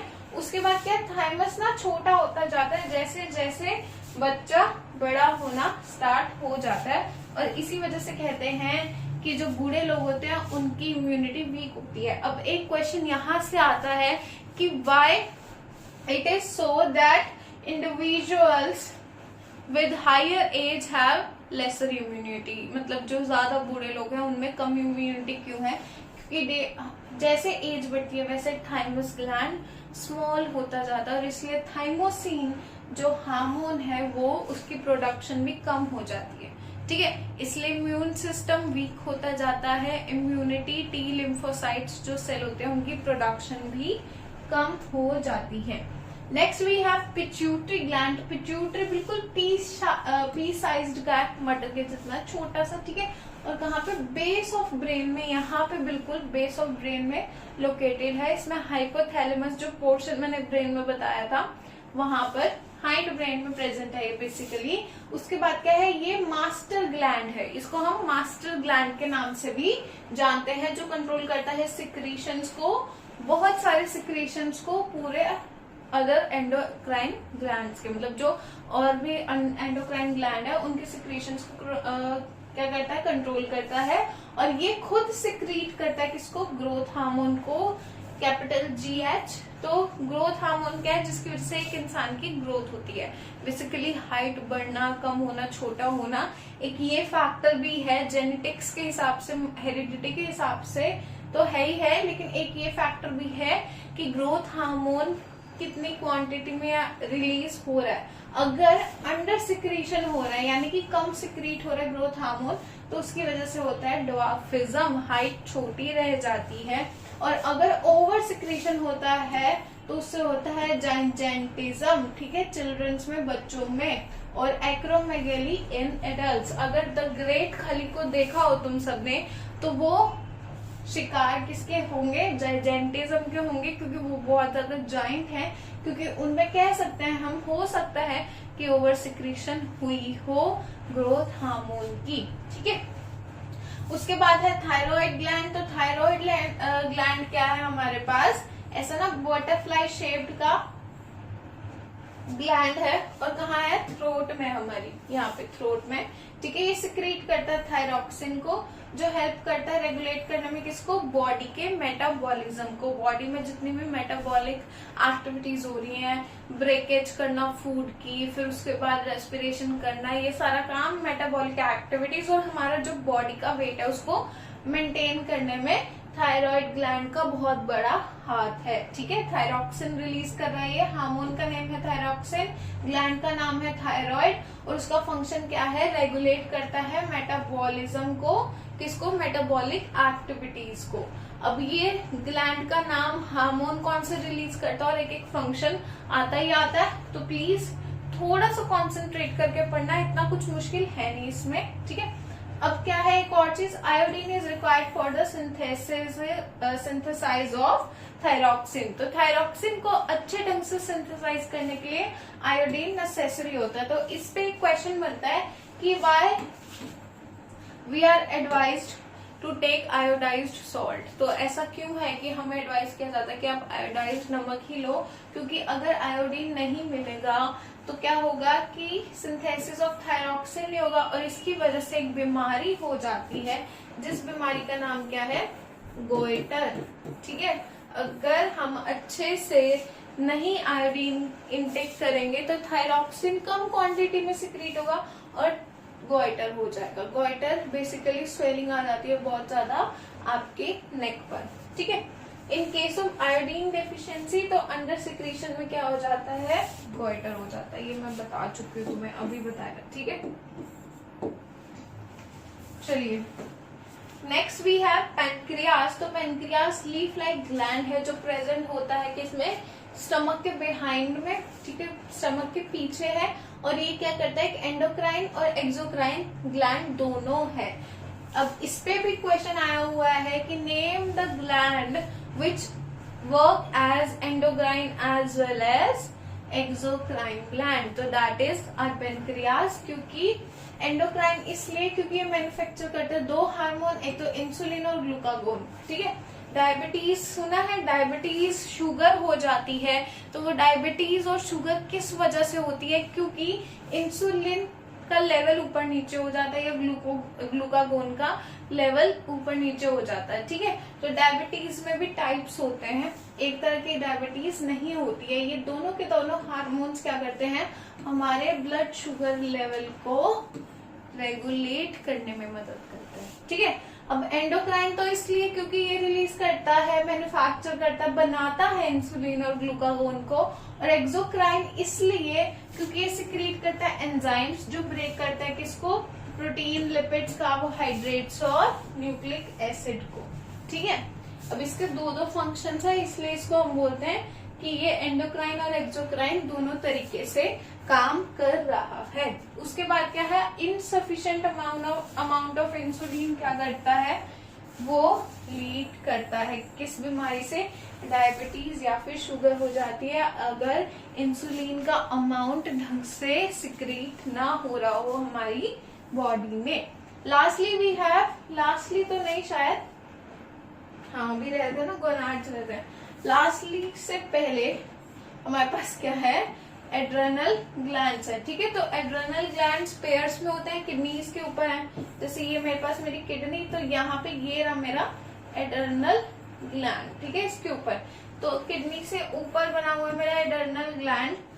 और क्या है? ये डिक्रीज करता है साइज विद एज। जैसे जैसे एज बड़ी होगी इसका साइज कम होता जाएगा, ठीक है। तो सिक्रीट करता है ये हार्मोन जिसका नाम है एड्रेनलिन।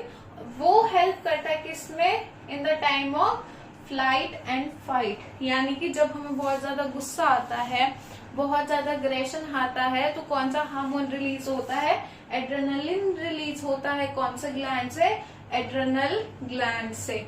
और फाइट और फ्लाइट का टाइम क्या है, फाइट तो जब गुस्सा आ रहा है या कभी डेंजर, तुम्हें डर लग रहा है कि अब तुम्हें फाइट की तरह से रिस्पॉन्स करना है, तो तब कौन सा हमारे पास हार्मोन सिक्रीट होगा, एड्रेनलिन हार्मोन। ठीक है, और क्या है, ये ऑल्सो सिक्रीट करता है नॉर एड्रेनलिन को भी। ठीक है बेटा। अब लास्टली वी हैव गोनाड्स। तो गोनाड्स मैंने बताया कि मेल में टेस्टिस प्रेजेंट होती है और फीमेल्स में हमारे पास क्या, ओवरीज प्रेजेंट होती हैं। तो testis in males and female, ovaries in females. ठीक है, तो टेस्टिस प्रोड्यूस करती है मेल हार्मोन को जिसको बोलते हैं टेस्टोस्टेरोन, और ओवरीज प्रोड्यूस करती है फीमेल हार्मोन्स जो होता है ईस्ट्रोजन। ओ से स्टार्ट होता है बट हम ईस्ट्रोजन बोलते हैं, और प्रोजेस्टेरोन। ठीक है, अब टेस्टोस्टेरोन और ईस्ट्रोजन दोनों के दोनों हेल्प करते हैं गैमेट प्रोडक्शन में। ठीक है, अब एक मेल्स में रिलीज हो रहा है तो वो मेल गैमेट में हेल्प करेगा, और मेल कैरेक्टरिस्टिक, सेक्सुअल कैरेक्टरिस्टिक्स को ग्रो करने में रिस्पॉन्सिबल होगा, और फीमेल कैरेक्टरिस्टिक्स और फीमेल गैमेट को ग्रो करने में रिस्पॉन्सिबल कौन होगा, ईस्ट्रोजन होगा। ठीक है, अपना अपना काम करें। और जो प्रोजेस्टेरोन है वो हमारा यहाँ पे है प्रेगनेंसी हार्मोन। प्रेगनेंसी के टाइम पर जो हार्मोन रिलीज हो रहा है वो हमारा है प्रोजेस्टेरोन। ठीक है बेटा जी, तो ये लास्ट चैप्टर का माइंड मैप आ चुका है, यानी कि चैप्टर यहाँ पे खत्म हो चुका है। बहुत बेसिक चैप्टर है जो थियोरेटिकली बस यहाँ पे है ना, वो सारा पढ़ लो। ठीक है, ये पढ़ लो अच्छे से, डन है ये चैप्टर, इसमें और कुछ आलतू फालतू नहीं आने वाला है। ठीक है, अब ये mind map S N OPN. ठीक है, लास्ट वीडियो में मैं दिया था। तो कंट्रोल और कोऑर्डिनेशन है, एनिमल्स में नर्वस सिस्टम होता है और एंडोक्राइन सिस्टम होता है। ठीक है, एंडोक्राइन सिस्टम सिक्रीट करता है हार्मोन्स बाय द ग्लैंड्स को, और नर्वस सिस्टम हमारे पास रिफ्लेक्स एक्शन आता है, सेंट्रल नर्वस सिस्टम आता है और पीएनएस आता है। सेंट्रल नर्वस सिस्टम में ब्रेन और स्पाइनल कॉर्ड है, और रिफ्लेक्स एक्शन में रिफ्लेक्स आर्क है। इसमें है हमारे पास पीएनएस में न्यूरॉन्स। ठीक है, न्यूरॉन्स है ये, अरे ये तो दिखेगा ही नहीं। एक मिनट, इसमें हमारे पास है न्यूरॉन्स। ठीक है, उसके बाद क्या है हमारे पास, सेंसरी और मोटर न्यूरॉन्स है हमारे पास। ठीक है, फिर हमारे पास प्लांट्स में क्या आता है, प्लांट्स में हमारे पास आते हैं हार्मोन्स। एक तो ग्रोथ प्रोमोटिंग हार्मोन्स होते हैं, और कई हार्मोन्स ऐसे होते हैं जो क्या कर रहे होते हैं, ग्रोथ को इनहिबिट करते हैं। ग्रोथ इनहिबिटिंग हार्मोन हमारे पास एक ही है, वो है एब्सिसिक एसिड। फिर हमारे पास प्लांट्स में आती है ग्रोथ, दो तरह की, जिसको एक है ट्रॉपिक, एक है नेस्टिक। नेस्टिक वो होती है जो ग्रोथ इंडिपेंडेंट होती है स्टिमुलस के, और ट्रॉपिक वो होती हैं जो डायरेक्शन ऑफ स्टिमुलस पर ही ग्रोथ करती हैं। ठीक है, तो ये रहा ओपीएन और माइंड मैप, जिससे तुम याद कर पाओ कि तुमने क्या क्या टॉपिक पढ़े हैं और फिर रिकॉल कर पाओ। आई होप तुम्हें यहाँ तक ये चैप्टर अच्छे से समझ में आ गया हो, और ये बिल्कुल खुशी से अच्छे से इस वीडियो को लाइक कर देना और कमेंट कर देना कि तुम्हें कितना अच्छे से ये चैप्टर समझ में आया। और अगर कोई क्वेरीज और डाउट्स हो वो भी कमेंट सेक्शन में लिख देना। कोई भी प्रॉब्लम हो, कोई भी दिक्कत हो, अगला कौन से चैप्टर का वन शॉट चाहिए हो, या किसी चैप्टर का वन शॉट इमीडिएटली चाहिए हो कि मैम ये चैप्टर का, तो मैं वो पहले डालने की कोशिश करूंगी, नहीं तो फिर ऐसे ही चलता रहेगा।